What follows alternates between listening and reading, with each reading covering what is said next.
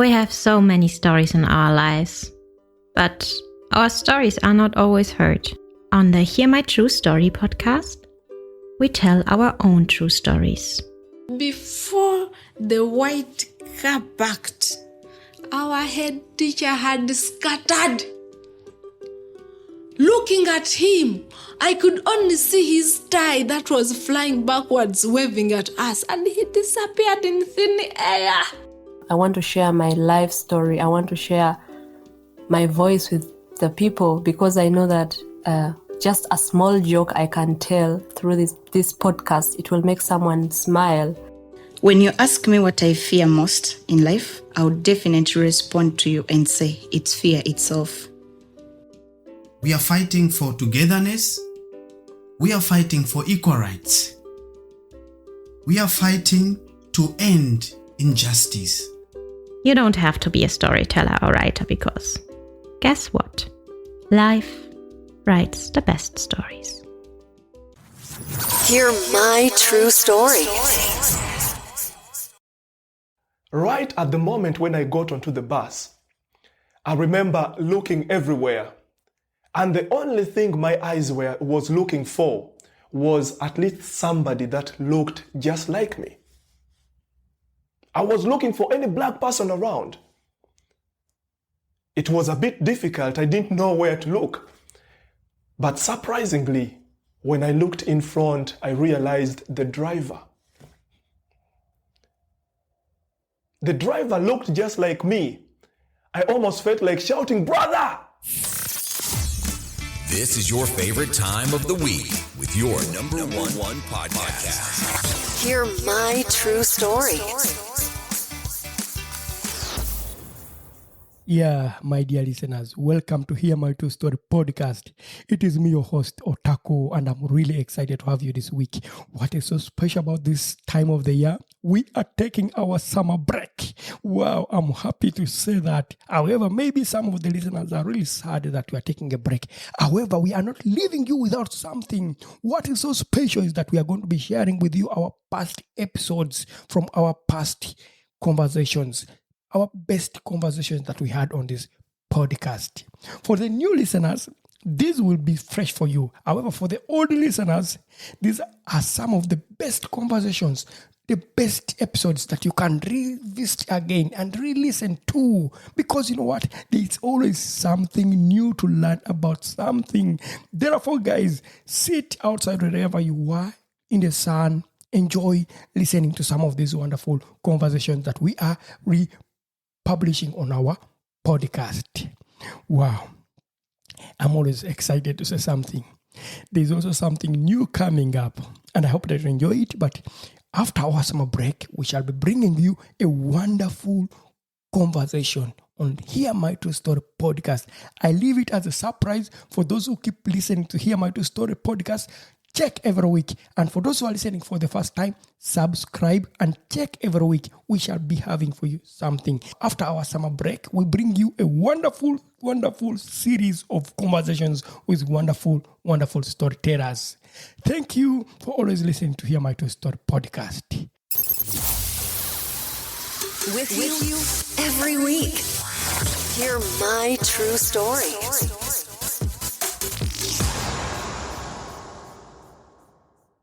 The song you will hear in this episode was sung and written by Edrine, Matovu, and Aldo Onyango.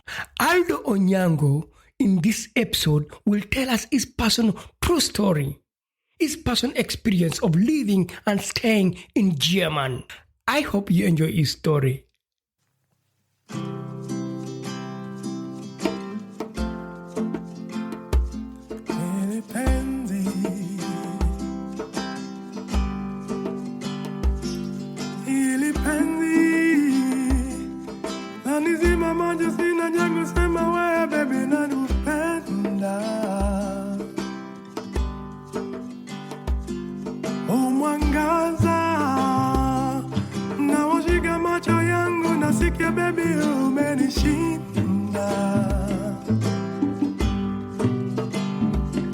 Nipe mkono wako, nataka tutembee pamoja.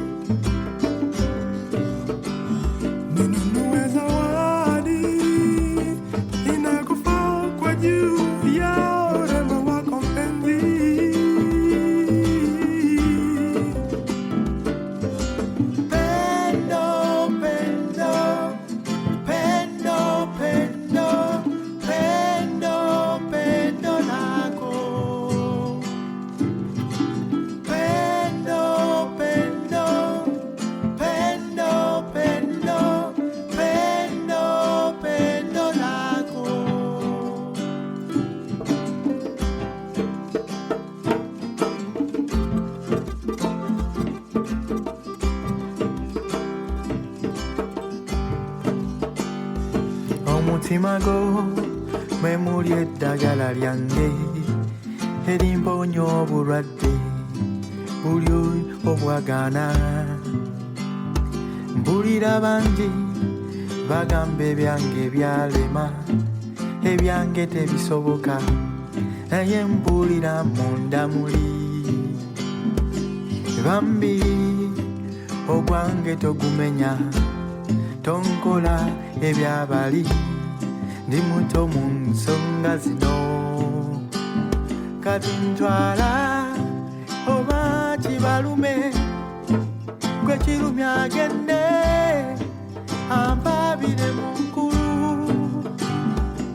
Era ntwala kuba osiimye, ogwange togumenya, suubiriri mu ggwe. Ntwala oba kibaluma kibalume, ebyange naawe biryo, ebyaffe byaffe. Mukwano ogwange gugo gugo, n'ogugogo gwange gugo, omutima gwasiima. Pendo, pendo, pendo, pendo, pendo, pendo lako. Pendo, pendo, pendo, pendo, pendo, pendo lako.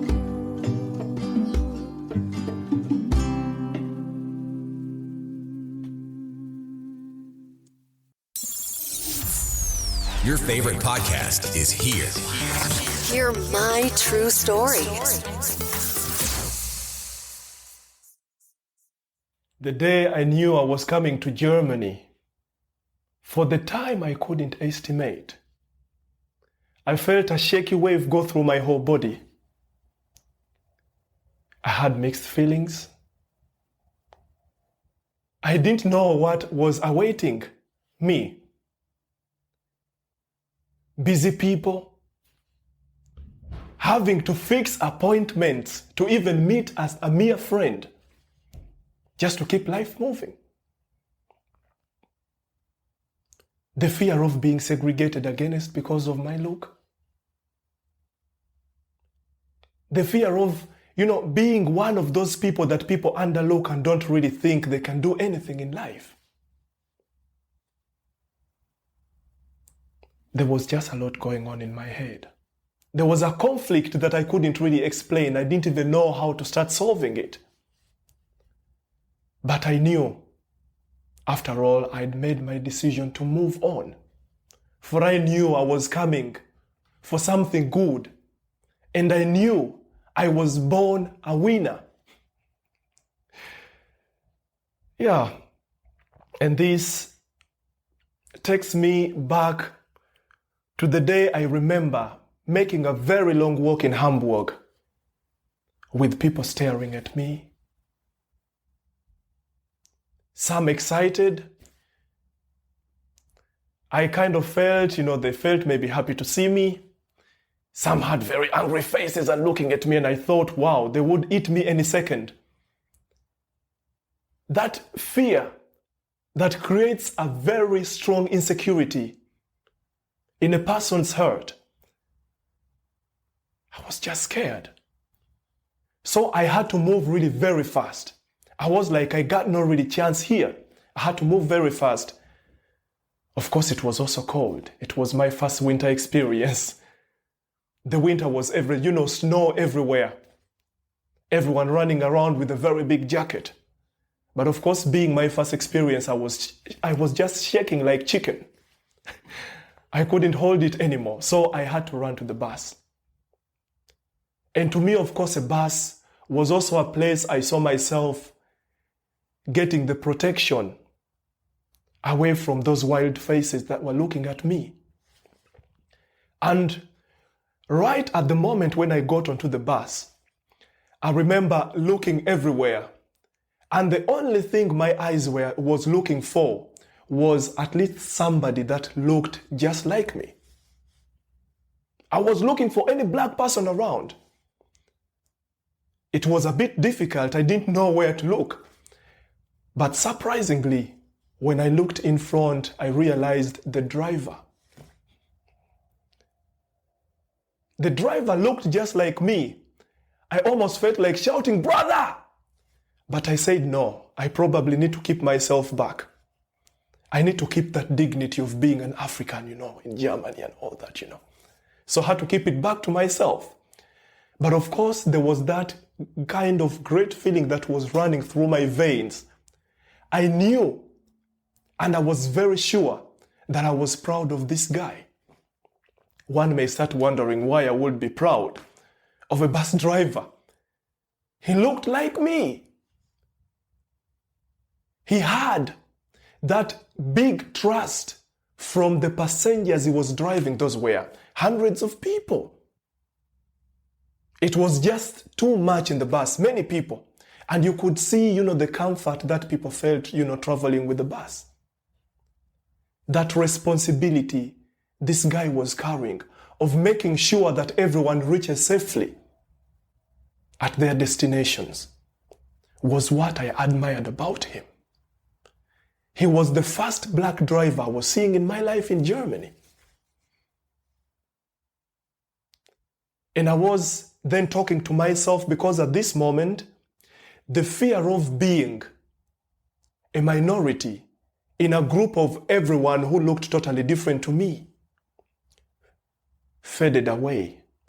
And I found myself being taken by feelings of thinking about whether I could actually ever make it in the future to be just like my brother who was driving the bus. He was a great inspiration to me. And somehow I also had pictures of what house he could be owning, back home. Imagining a guy sitting on the steering, such a very big vehicle. I knew driving something big also meant you had to also run some big business. So I thought he had a mansion in Germany, whatever the case. I for sure knew he had a safe future, And this was the moment that I felt I had someone to talk to. I all the way throughout the journey thought of telling him about how proud I was of him. And luckily at one moment, after many stops that we'd made, everyone was off the bus. And we were the only two people that were left on the bus. Only the driver and me. How sweet. For the first time, I felt I was a very important person, as we call them, the VIP people. That's how I felt like the first time I was driving on the bus as a single passenger. So we went on and on. And I, for the first time in my life, actually, even, forgot everything around me because I was living my dream. I closed my eyes and slept a bit. Less did I know that it was actually taking me so fast. And at one point, I had a very heavy voice coming from whichever direction I couldn't tell. And at once I woke up like I was really already dreaming, as I said before. It was like a dream, very big voice. And only to look, I remembered, wow, the only person that was around me was the bus driver. So he asked me, "Bruder, wohin gehst du denn?" And I told him my station that I was going to. Yeah. Then he told me, yeah, okay. So he picked up a talk with me and he was like, do you live around that area? I told him the exact area where I lived and he was like, aber ja, du konntest doch noch weiterfahren. Also wir können noch eine weitere Stelle, ne? Bis zur nächsten Haltestelle noch fahren. Das wäre näher für dich. And I was like, I didn't really understand him, but of course knowing he was even opening up a conversation with me gave me the trust that he was someone I could count on. So I relaxed and asked him, "Brother, where are you from?" He told me, Bruder, du weißt schon. Ja, ich komme doch aus Afrika. And I was like, ja, du kommst aus Afrika, aber es konnte doch sein, dass du aus irgendwo anders kommst. And he was like, "Hey, ich komme aus Togo." And woher kommst du? And he was the first person that I'd actually, right from the beginning, told where I came from. I told him, "Ich komme aus Uganda." And he was like, ich kenne doch Leute aus Uganda. And he was reciting one of the songs that, he was singing a song of one of the celebrities we have in Uganda called Eddie Kenzo. I know for many people it may not really be so clear. But he sang a song and I was like, yeah, that's my guy. He's from my country. This was a moment that I felt like I was almost home. This is when it felt for me like, yeah, I could call Germany home for the first time. And so when this guy dropped me at the station, of course, he asked me, "How are you called?" And I told him, I'm called Onyango. Ja, du hast einen schönen Namen. And that was for me, of course, a very good compliment. For many people around me that didn't look like me, couldn't even mention my name. You had some people calling me all kinds of names. Of course, you told them you're called Onyango, and many ended up calling you Onyango. I don't know, others were calling you this and that. So this was the first time I actually had also someone really call my name in the rightful way, complimenting me for it being a good name. And of course, unfortunately, I had to really let him continue. I moved on.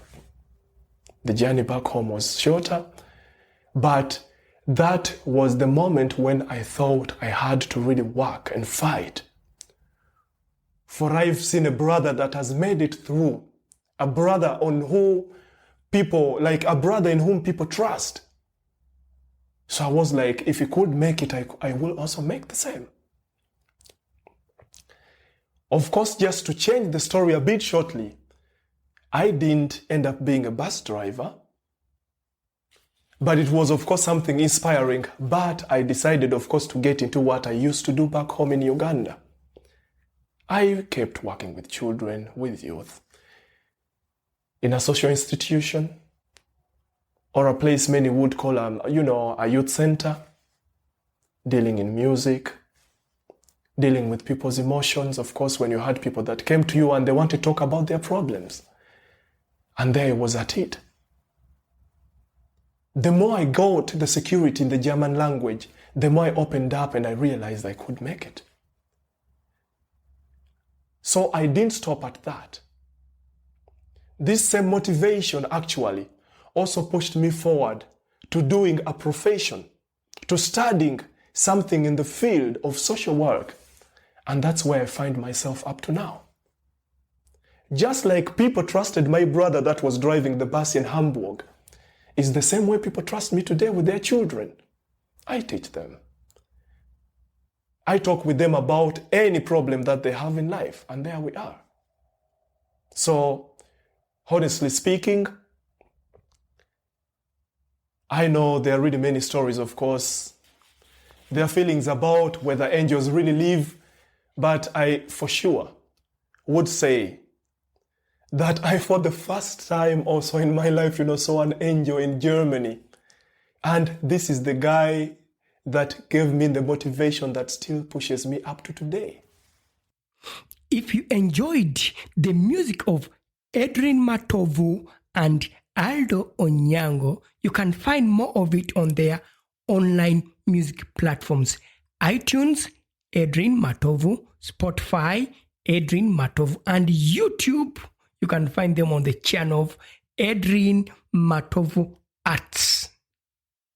Thank you for enjoying our podcast. We not only have voices for a podcast, but also faces for YouTube. Don't miss your next episode. Hear my true story.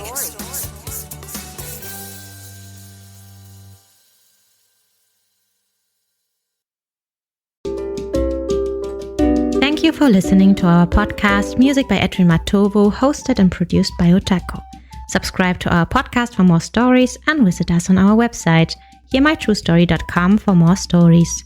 All the links are listed in the show notes of this podcast.